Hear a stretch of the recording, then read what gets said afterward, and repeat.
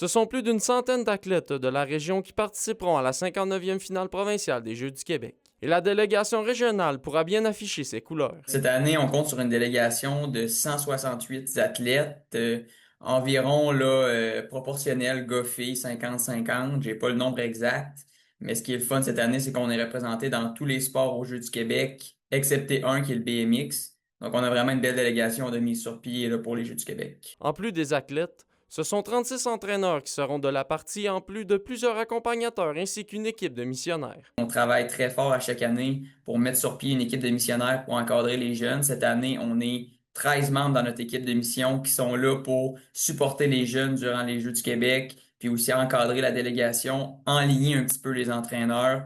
Donc vraiment, cette année, on est bien encadré. Nos athlètes ont la chance d'avoir des entraîneurs de qualité. Bien qu'elle espère récolter un total de 12 médailles, soit le même nombre que lors de la dernière édition d'été en 2023, il ne s'agit pas de la priorité, comme l'explique Olivier Giguère. Oui, les médailles, c'est important pour nous, mais avant tout, ce qu'on veut promouvoir, c'est vraiment le dépassement de soi.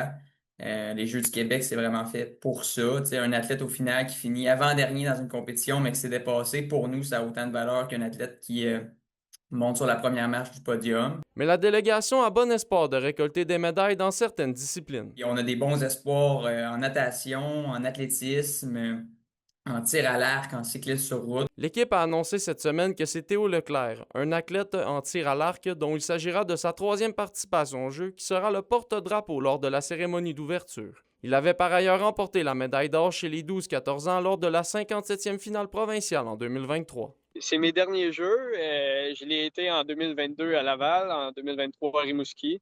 2023, c'était très, très bien passé en battant les deux records puis la médaille, là. Ça s'est très bien passé. J'espère pouvoir performer encore cette année, hein. Qu'on avait déjà vu évoluer dans les jeux précédents.